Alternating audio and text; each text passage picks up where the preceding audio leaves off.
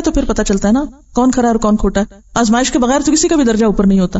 تو ایک شخص جو اللہ کی خاطر نکلا، اللہ کے دین سیکھنے کے لیے، اللہ کا دین سکھانے کے لیے، اس سے کوئی فرق نہیں پڑتا کہ کوئی اس کی تعریف کر رہا ہے، کوئی اس پہ تنقید کر رہا ہے، کوئی اس سے شکریہ ادا کر رہا ہے یا نہیں، کوئی اس کو عزت دے رہا ہے یا نہیں، اس کو کچھ مل رہا ہے یا نہیں، کوئی فرق نہیں پڑتا.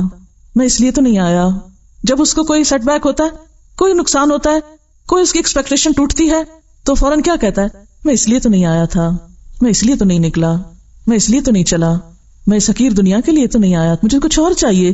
وہ تو پھر دنیا کی طرف سے ملنے والے فائدوں پر بھی آنسو بہاتا ہے کہ یہ کیا ہوا یا رب، اس لیے تھوڑی کیا تھا، مجھے تو چاہیے تھا، اور میں تیرے سے کم کسی چیز پر راضی نہیں ہوں کہ تو مجھے نہ ملے اور یہ دنیا کی ٹھیکریاں مل جائے مجھے، تیرے سوا چھوٹی چیزوں میں راضی نہیں ہوں. تو جب تک اس سے اوپر نہیں اٹھیں گے، لا یریدون علوا فی الارض ولا فسادا، اس وقت تک وہ حاصل نہیں ہو سکتی جس کا وعدہ ہے. اور اللہ کتنا قدردان ہے. من جاء بالحسنہ، جو ایک نیکی لایا، فلہ خیر منہا، اللہ اس سے بہتر اس کو بدلہ دے گا. ومن جاء بالسیئہ، اور جو برائی لایا، جس نے برائی کی، فلا یجزی الذین عملوا السیئات الا ما كانوا یعملون، تو وہ نہ بدلہ دیے جائیں گے ان برائیوں کو جو انہوں نے کیے مگر وہی جو وہ عمل کرتے رہے. آخرت کا گھر ان لوگوں کے لیے ہے جو زمین پر اپنی بڑائی نہیں چاہتے اور فساد نہیں کرتے. تو اپنی بڑائی کے بارے میں یا تکبر کے بارے میں چند ایک احادیث یاد دہانی کے لیے رسول اللہ صلی اللہ علیہ وسلم نے فرمایا، کیا میں تم کو اہل جنت کے بارے میں بتا دوں کہ جنت والے کون ہیں؟ یاد رکھو، ہر وہ ضعیف اور کمزور شخص جس کو لوگ حقیر اور ضعیف سمجھیں. جنت کے بادشاہ کون؟ اہل جنت کون؟ جسے لوگ کمزور اور ضعیف سمجھے، ناکارہ سمجھے. اگر وہ اللہ کی قسم کھا لے، اللہ اس کی قسم کو سچا کر دے. یعنی دنیا میں وہ بہت امپریسو نہیں ہے لیکن اللہ کے بڑے پیارے ہیں. یہاں اس سے مراد وہ ضعیف نہیں جو نکمے ہیں، یا وہ لوگ جو بظاہر دنیاوی سٹیٹس نہیں رکھتے مگر ویسے اپنے ایمان تقوی میں آگے ہیں. اور کہا میں تم کو ان لوگوں کے بارے میں بتا دوں جو دوزخ والے ہیں. ہر وہ شخص جو جھوٹی اور لغو بات پر سخت جھگڑا کرے، یعنی بے بنیاد باتوں پر جھگڑا چھیڑے، درست مزاج، مال جمع کرنے والا اور متکبر ہو. رسول اللہ صلی اللہ علیہ وسلم نے فرمایا، جس شخص کے دل میں رائی کے برابر بھی تکبر ہوگا وہ جنت میں نہ جائے گا. ایک شخص نے عرض کیا، ہر کوئی اس بات کو پسند کرتا ہے کہ اس کا لباس اچھا ہو، اس کا جوتا اچھا ہو. آپ نے فرمایا، اللہ تعالیٰ جمیل ہے اور جمال پسند کرتا ہے. تکبر کہتے ہیں بطر الحق و غمط الناس، حق کا انکار اور لوگوں کو حقیر سمجھنا.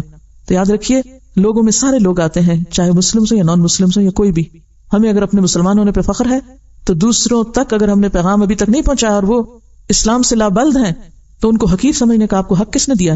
آپ کو کیا خبر کہ ان کی لا علمی اور ان کے حالات کی وجہ سے اللہ تعالیٰ ان کو تو چھوڑ دے اور پکڑ لے آپ جیسے فخر کرنے والوں کو جو صرف دین کو اپنی ہی جائیداد بنا کے بیٹھ گئے اور اپنا ہی ورثہ سمجھ لیا. حالانکہ یہ دین تو کس کے لیے تھا؟ پوری دنیا کے لیے تھا، سارے انسانوں کے لیے تھا. قصور بھی ہمارا کہ پہنچایا نہیں. پھر جو خود کے پاس ہے اس پہ فخر اور دوسروں کے پاس نہیں تو ان کو حقیر سمجھا جا رہا ہے. کوئی حق نہیں ہمیں کسی کو حقیر سمجھنے کا اور کوئی حق نہیں ہمیں فخر کرنے کا. اللہ ہی بہتر جانتا ہے کہ کون کہاں ہے. حضرت ابو ہریرہ کہتے ہیں کہ رسول اللہ صلی اللہ علیہ وسلم نے فرمایا، 3 شخص ایسے ہیں جن سے اللہ تعالیٰ قیامت کے دن بات بھی نہ کریں گے، نہ ان کو گناہوں سے پاک کریں گے. ایک تو بوڑھا زانی، دوسرے جھوٹا بادشاہ، تیسرے مفلس تکبر کرنے والا. یعنی غریب بھی اور متکبر بھی ہے بھی کچھ نہیں پاس، کوئی دے تو اس پہ اکڑ بھی. رسول اللہ صلی اللہ علیہ وسلم نے فرمایا، اللہ تعالیٰ فرماتے ہیں، بزرگی میری چادر ہے، عظمت میرا تیبند، بس جو شخص ان دونوں میں سے کسی ایک کو مجھ سے چھینے میں اس کو دوزخ کی آگ میں ڈالوں گا. یعنی کسی کو بڑا بننے کا حق نہیں. لا یریدون علوا فی الارض ولا فسادا. رسول اللہ صلی اللہ علیہ وسلم نے فرمایا، ایک شخص ہے جو ہمیشہ اپنے آپ کو بزرگ و برتر سمجھتا ہے. سنیے اس بات کو غور سے. ایک شخص ہے جو ہمیشہ اپنے آپ کو بڑی چیز سمجھتا ہے کہ میں بڑا ہوں، میں ان سب سے بڑا اچھا ہوں، اور لوگوں سے دور رہتا ہے، الگ تھلگ اپنی الگ دنیا بنائی ہوئی ہے. یعنی گھل مل کے نہیں رہتا. کیوں نہیں گھل مل کے رہتا؟ اس کو ہر ایک میں کوئی نہ کوئی نقص نظر آتا ہے، یہ ایسا خراب، یہ ویسا خراب، یہ ویسا خراب. تبھی تو نہ وہ کسی سے محبت کر سکتا، نہ لوگ اس سے محبت کرتے ہیں. جو محبت دینا نہیں جانتا وہ لینے کے بھی قابل نہیں ہوتا. یہاں تک کہ اس کا نام متکبروں اور سرکشوں میں لکھ دیا جاتا ہے. یعنی ایسا شخص اللہ کو پسند نہیں. پھر جو مصیبت دنیا اور آخرت میں سرکشوں پہ پڑتی ہے وہی اس کو پہنچتی ہے، اس کا بھی پر انجام انہی کے ساتھ ہوتا ہے. کبھی اپنے آپ کو دوسروں سے بہتر نہ سمجھیں.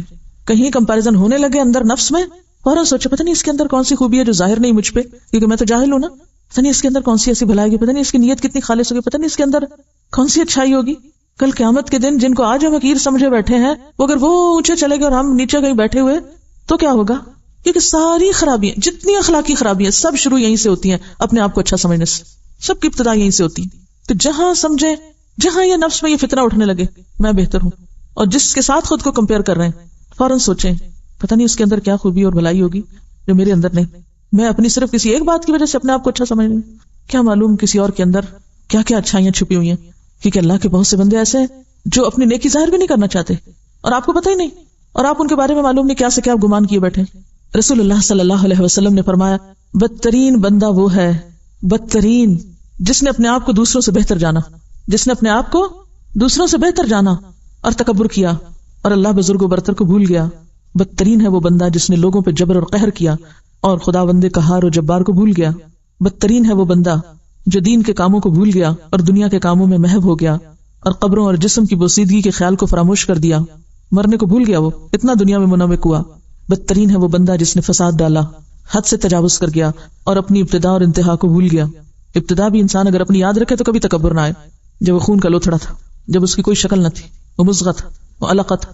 حضرت ابو ہریرہ کہتے ہیں کہ رسول اللہ صلی اللہ علیہ وسلم نے فرمایا, 3 چیزیں نجات دینے والی ہیں, انسان کو بچانے والی ہیں, سیو کرنے والی, اور 3 ہلاک کرنے والی.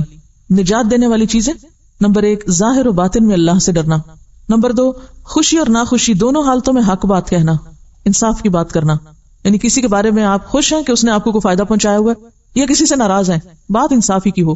نمبر 3 دولت مندی اور فقیری دونوں حالتوں میں اعتدال اختیار کرنا, زیادہ ہے تب بھی, تھوڑا ہے تب بھی, اعتدال سے زندگی بسر کرنا. یعنی کہ جب زیادہ ہو تو انسان پھولنے لگ جائے, اترانے لگ جائے اور یہ سمجھے یہ سب میرے زور بازو اور میرے علم کا نتیجہ, اور جب کچھ نہ رہے تو مایوس ہو جائے. دیکھیے مایوس کیوں ہوتا ہے انسان؟ مایوس صرف وہ شخص ہوتا ہے جو اپنی کامیابیوں کو اپنی قوت اور اپنے علم اور اپنی صلاحیت کا نتیجہ سمجھتا ہے. تو جب تک تو زور ہوتا ہے نا تو وہ سمجھتا ہے میں بڑی چیز ہوں. جب زور ختم ہو جاتا ہے اب وہ بے بس ہوتا ہے اور اسے پتا چل جاتا ہے اب میں کچھ نہیں کر سکتا, پھر وہ انتہائی مایوس ہو جاتا ہے. ایک انتہا پہ تکبر ہے اور دوسرے انتہا پہ مایوسی ہے.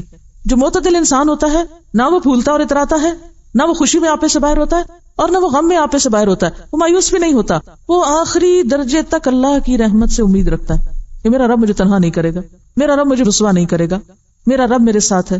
کلا ان معی ربی سیہدینی, میرا رب میرے ساتھ ہے, مجھے راہ دکھا دے گا. تو نیکیوں پہ پھولنا اور جب نیکی کی توفیق نہ مایوس ہو کے بیٹھ جائے, دونوں انتہائی رویے ہیں جو نقصان دہ ہیں. جو شخص ہمیشہ واقعی سچے دل سے ہی سمجھتا نا میرے پاس جو کچھ بھی ہے یہ میرے رب کا دیا ہوا, میرا نہیں ہے, تو جب وہ چیز نہیں بھی رہتی نا پھر بھی وہ کہتا ہے اللہ تیرا شکر, تو نے دیا, جیسے ایوب علیہ السلام, تو نے دیا تیرا شکر, تو نے لیا تیرا شکر. وہ جانے پہ کسی چیز کے ناراض نہیں ہوتا اپنے رب سے, وہ مایوس نہیں, کہتا رب تو نے دیا تھا نا, تیرا مال, تیری امانت. اور یہی وجہ کہ ایسے لوگ بڑے بڑے صدموں میں بھی اپنے آپ کو سنبھالے رکھتے ہیں, وہ اپنے ہوش و حواس گم نہیں کر بیٹھتے, وہ کسی نقصان پر خود کو نہیں نقصان پہنچا دیتے, وہ کسی کے مرنے کی خبر سن کے خود کو نہیں مار بیٹھتے, کیونکہ وہ اعتدال میں ہے. اور ہلاک کرنے والی چیزیں, نمبر 1 وہ خواہش نفس جس کی پیروی کی جائے, یعنی جو دل میں آپ انسان کرنا شروع کر دے, وہ خواہش نفس جس کی پیروی کی جائے. وہ حرص اور بخل جس کا انسان غلام بن جائے. اور آدمی کا اپنے آپ کو دوسروں سے بہتر خیال کرنا. ہم سب اپنا جائزہ لیں. اتنا افسوس اور دکھ ہوتا ہے بعض اوقات اچھے بھلے دیندار پڑھے لکھے لوگوں کو کہ جن کو تھوڑی سی 4 باتیں دین کی پتہ چل جائے وہ باقی سب کو بے وقوف سمجھنے لگتے ہیں اور حقیر سمجھنے لگتے ہیں اور اپنے آپ کو بڑی چیز سمجھنے لگتے ہیں. ہر ایک پہ انگلی اٹھانا پھر فرض سمجھتے ہیں, ہر ایک کی غیبت کرنا اور پیچھے بیٹھ کے ان کی باتیں کرنا, ان کے نزدیک پھر کوئی وہ برائی نہیں رہتی اس میں. تو یہ جو فتنہ ہے نا خود کو بڑا سمجھنے کا, رائی کے دانے برابر بھی رہ گیا نا اندر تو جنت میں جانے کے قابل نہیں ہے انسان, کیونکہ سارے فساد اور بگاڑ یہاں سے شروع ہوتے ہیں. اور جنت تو پرامن بستی ہے, تو بگاڑ کرنے والے لوگ اگر وہاں پہنچ گئے تو وہ جنت کا مزہ بھی حرام کر دیں گے سب پر, وہ وہاں بھی فساد شروع کر دیں گے, وہاں بھی لڑائی جھگڑے اور ادھر کی بات ادھر لگا ادھر کی ادھر لگا, کیونکہ وہ صرف اپنے سوا کسی اور کا حق نہیں سمجھتے نا کسی چیز پر. اور اس پر ابھی آپ کو بہت محنت کرنی پڑے گی, صرف ایک لیکچر سے ٹھیک نہیں ہوگا معاملہ, ساری زندگی آپ کو اس پر کام کرنا ہے. اور پتہ کہاں سے چلتا ہے کہ جب کوئی آپ کی غلطی بتائے, جب کوئی آپ پہ تنقید کرے, جب کوئی آپ کو روکے کسی چیز سے, تو پھر آپ کا حال کیا ہوتا ہے. وآخر دعوانا ان الحمد للہ رب العالمین.